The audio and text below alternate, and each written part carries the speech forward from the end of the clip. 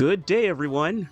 It's Londononion back with another discussion on archetype builds, and we'll be resuming our focus on the Hunter.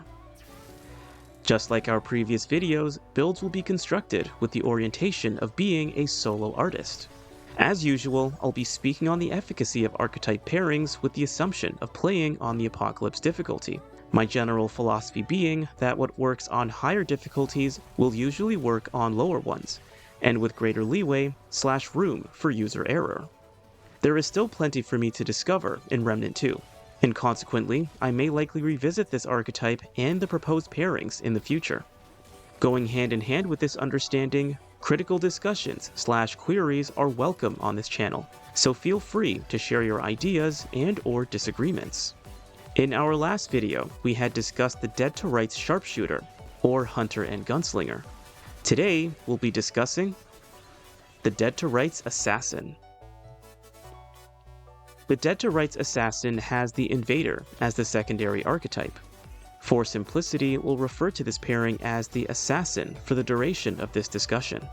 The Invader is oriented toward enemy misdirection, evasiveness, and overall survivability with a slight edge in damage augmentation. Just from the meta of the Hunter and the Invader, it would seem that these two classes were made for each other. Now, in our previous video on the Hunter and Gunslinger, I had stated that they were two sides to the same coin. The Hunter and Invader are two coins of the same side. Both are essentially meant to be elusive. One is built for far range, while the other for close range. The Hunter is a class of keeping targets at a range and ending skirmishes efficiently with superior burst damage. At the same time, for the Hunter to function optimally, they would benefit from maintaining a level of obscurity and misdirecting targets to hinder enemy advancement. The Invader class is intended to be a direct answer for the Hunter's need for enemy misdirection. Additionally, the archetype trait of the Invader, Untouchable, increases one's evade window by 30%. Close quarters combat is an inevitability, and having an answer to this, especially as the Hunter, is invaluable to their performance. This is of course assuming low magazine and high damage weapon profiles. The Invader is defensive, without necessarily having to make contact with their enemies. The perks of the Invader are all over the place, to put it informally. They are geared toward elusiveness and incentivizing the use of decoys, though in different ways. The Shark perk, as the odd one out, comes with a significant damage boost, incentivized by elusive tactics. Though the perks of either class don't seem to mesh directly, the Invader serves to be more of a compensatory answer, an alternative mode in combat when enemies get too close for comfort for the Assassin. To tie these two similar-sided coins together, we'll speak on the weapon loadout. Now, the preferred weapon profiles won't really change from our previous discussions, but I wouldn't say that weapon profiles have to be set in stone. These are just my preferences based on performance. With that said, the primary I use is the Crescent Moon longbow. For other bow lovers, any bow will do, but the Crescent Moon comes with a useful mod, and will play a role for the success of our accessories when we get there. Moonlight Barrage, when active, allows one to heal 5% of their max health for each connected shot, and will return an arrow from moonlit targets. Fire rate and reload speed will increase by 15%. Topping this off, manually charged shots will fire 2 arrows in near simultaneous succession. The Widowmaker is also a viable option for increased burst damage. However, firing this weapon will alert more enemies in comparison to bows, which have a silent sound profile. Additionally, the reload speed of the Widowmaker hampers its damage over time, without augmentation, and will make enemy advancement easier where there is user error. If using the Widowmaker, I like to employ Hot Shot for a boost in ranged damage. As for the Mutator, I employ Slayer, which increases the weapon's next shot by a maximum of 20% following a reload. This effect lasts for 3 seconds. When this Mutator is maximized, reload speed is increased by 15%. On the bow, I like to employ my favorite Mutator, Sequenced Shot, for a 90% increase to charge speed for 3 seconds of subsequent charged shots. When maximized, charged primary shots grant a 1% increase to ranged critical chance for each round and caps at 20%. My choice of secondary lies with the silverback model. The mods I like to use are either Tremor, Concussive Blast, or Familiar. Concussive Blast and Tremor are fail-safes in the event of becoming crowded or needing to create space where there are no other options. Familiar is intended to be a helping hand for dealing with a series of weak to moderately tough enemies. To aid in the efficacy of these mods, I employ Harmonizer, which increases mod damage by a maximum of 20%. Its secondary effect is that it generates 25% additional mod power for the stowed weapon. Given that Hotshot and Moonlight Barrage are expensive mods, I would consider this mutator appropriate as an aid to their replenishment. Lastly, my preferred melee weapon is the Dreamcatcher Staff, for slowing enemies that are too close for comfort. The mutator is a preferential option, but I choose to go with either Steadfast for a seamless use of the charged ability, or Latency for a more frequent use. Next, we'll move on to the skills for this pairing. Alright, so the skills are half of the fun of this pairing. For the Hunter side, the one and only skill I employ is the Hunter's Shroud, for a reduction in enemy awareness and throwing off enemy fire. Shots lose their homing ability, and enemies fire where you are, as opposed to where you will be. Upon firing or activating a skill or mod, one will exit Shroud and have a 50% increase in ranged and melee damage for 2 seconds. Damage tapers off over the course of this duration. Exiting Shroud will also apply Mark to enemies within 10 meters, which will show their location and boost critical chance by 15%. For the Invader side, I employ either Void Cloak or Reboot. Void Cloak upon activation grants a window of time where all incoming damage automatically performs a perfect dodge. Each auto-evade will diminish anywhere between 33 and 100% of the duration, depending on the damage avoided. Upon an activated dodge, one will leave a decoy for 3 seconds. Reboot creates a backup of one's health, ammo, stamina, relic charges, and status effects for an allotted time. During this time, movement speed is increased by 15% and damage reduction by 10%. Upon reactivating the skill, backup statuses are restored and a decoy will spawn for 3 seconds. Pairing the Hunter's Shroud with the Void Cloak creates the ultimate elusive character. Not only will enemies have a harder time inflicting damage on the assassin, but any direct hit will automatically be evaded, and attention misdirected. It is defensive in nature, but paves the way for a strong offensive retaliation. Dodging adds a stack to the Shark perk, and exiting Shroud grants a significant boost to inflicted damage. Retaliating is also made easier since a decoy will be left behind should one make use of the Void Cloak.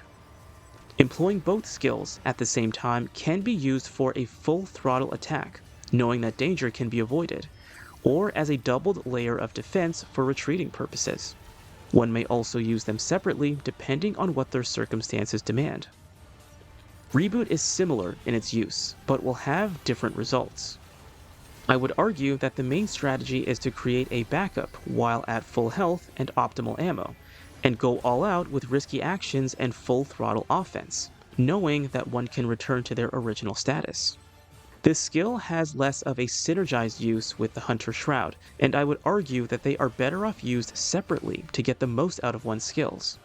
If, for example, one restores themselves to max health with Reboot and receives heavy damage afterwards, Hunter's Shroud can be used as a layer of defense to pave a way for returned offense.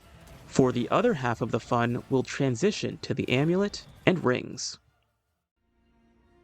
So there are 2 amulets that I choose to employ for this build. Both are similar in their ability, but I would say one is a viable alternative if the other has not been acquired yet. Our 2 amulets are Spirit Wisp and Legacy Protocol. The Spirit Wisp amulet reduces skill cooldowns by 3% for every 300 mod power spent. Legacy Protocol reduces skill cooldown by 20% and increases their duration by 15%. The Spirit Wisp is more dynamic and can technically outperform the Legacy Protocol in skill cooldowns. Given the mods that we have chosen, Spirit Wisp can reduce skill cooldowns by anywhere between 21 to 30%. This is, however, if mods on both weapons are used to their fullest extent. Personally though, I would put the Legacy Protocol over the Spirit Wisp strictly because of its boost in skill duration, with the Spirit Wisp as a viable second choice. Moving on to the rings, the choices here are skill dependent.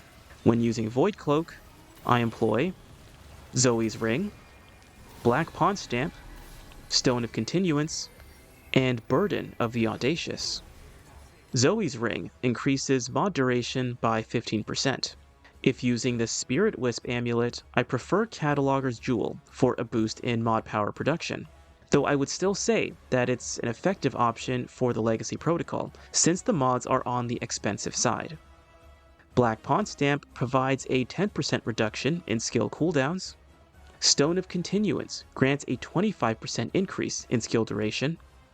Lastly, Burden of the Audacious decreases all healing by 50% and allows perfect dodges to heal for 20% of one's max health, and this will play directly into the hand of Void Cloak whenever it should become activated when receiving enemy damage. Overall, this will drop the Void Cloak cooldown to 37.5 seconds with the Legacy Protocol. With Spirit Wisp, it is 52.5 seconds, though with mod use, the reduced time will be faster than Legacy Protocol.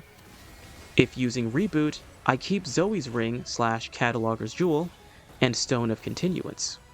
I switch Black Pawn Stamp with Celerity Stone for a 20% increase in Relic use speed, and I switch Burden of the Audacious with Black Cat Band for an added layer of survivability.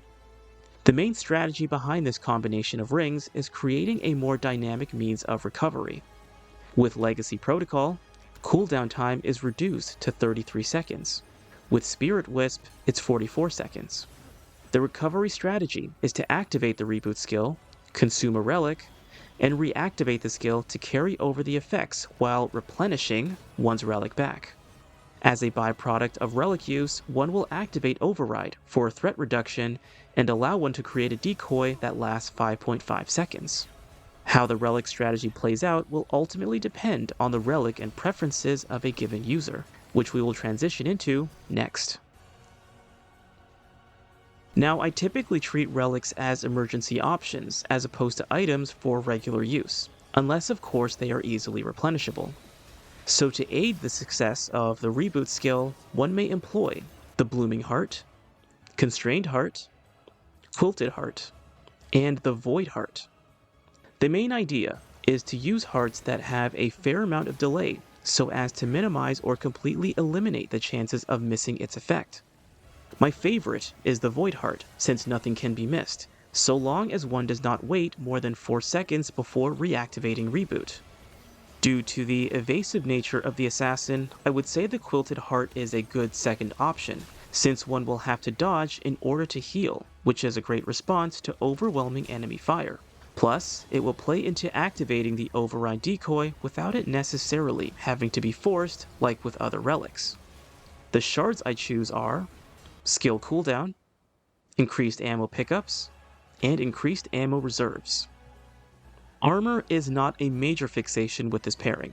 I personally prefer to remain in the medium encumbrance bracket to maintain agility, though as a small tidbit, one's level of armor can affect the percentage reduced from Void Cloak. Greater armor equates to less time taken off. Even with this said though, the low cooldown time from our amulet and rings doesn't entice this onion to explore with heavy encumbrance. The traits I employ are Vigor, Endurance, Spirit, Expertise, Footwork, Barkskin, Recovery, Fitness, and Siphoner. Now, I construct these builds with the philosophy of, you can't lose if you don't die. My builds are ultimately meant to be generally effective enough to have an answer in virtually every circumstance, provided one's skill, or lack thereof, is not the reason for their demise. However, every archetype and pairing will have their fair share of weaknesses based on their natural abilities and the biomes they explore. While playing through Yeisha, airborne enemies that inflicted damage through a direct means were the greatest nuisance, since this goes in direct opposition to the Hunter's meta. Even with the Invader as the secondary and quite the useful safety net, evasiveness can become easily abused. This onion would argue that most enemies in Yeisha prefer to get close and personal, but they also aren't the toughest to take down. Losam was generally the most troublesome, since there is a pretty good mixture of flying and ground enemies. I'm speaking of the Fae in particular. Their attacks are devastating, and their maneuvers are annoyingly elusive. The Dran aren't as bad, as their strength is mainly in their numbers, and they are all grounded foes, with easy-to-dodge attacks. Nerude's strength seems to be with airborne enemies, but they tend to keep their distance, and a fair amount of them are not tough.